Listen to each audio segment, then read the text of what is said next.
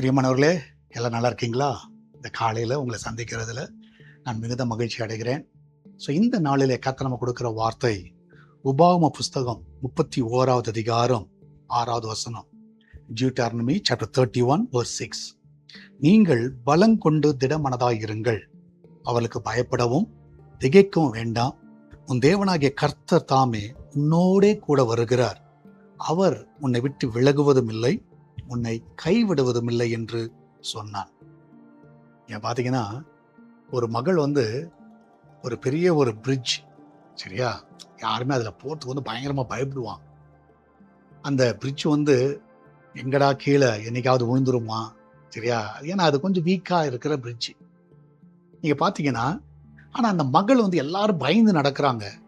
என்ன நடக்குமோ அப்படின்ற ஒரு பயத்தில் நடக்கிறாங்க. ஆனால் இந்த மகள் நல்லா சிரித்து கொண்டு அவள் நடந்து கொண்டு இருந்தாள்.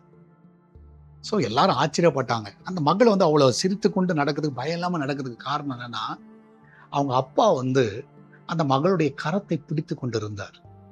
அவங்க அப்பா கரத்தை பிடிச்சிருக்கனால அந்த மகளுக்கு எந்த பயமே இல்லை. ஒருவேளை பயப்படுகிறமான சூழ்நிலை தான் அது. ஆனால் அந்த மகள் தைரியமா நடக்கிற. அதே மாதிரி தான் இன்னைக்கு நான் விசுவாசிக்கிறேன். நீ நிறைய காரியங்களை கொடுத்து நீங்க பயந்துகிட்டு இருக்கலாம், என்ன நடக்குமோ எதனால உனக்கு நல்லா புரிஞ்சுக்கோங்க. ஏசப்பா உங்க கரத்தை பிடிச்சிருக்கிறார், தைரியமா இரு, நீ ஜாலியா போ, நீ சந்தோஷமா போ, தைரியமா இரு. கர்த்தர் ஒன்றும் வாழ்க்கையில் தீங்கு அனுமதிக்க மாட்டார். அதனால தைரியமா இருங்க, எதை கொடுத்து கவலைப்படாதீங்க, சரியா?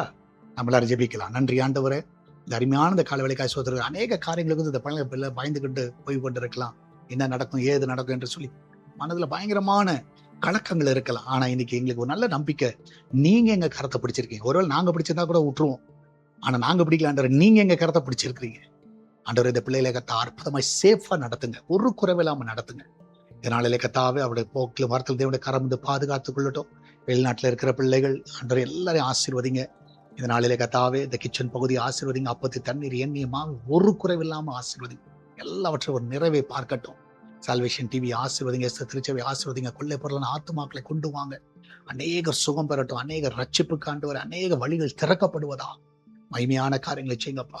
இந்த திருச்சபை கட்டுகிற காரியத்துல இருக்க எல்லா தடைகளை நீக்கப்படுங்க. தேவையெல்லாம் சந்திங்க, ஒரு குறைவில்லாம நடத்துங்க. மகிமையான காரியங்களை செய்யுங்க. இயேசுவின் நாமத்தில் ஜெபிக்கிறேன், ஆமென்.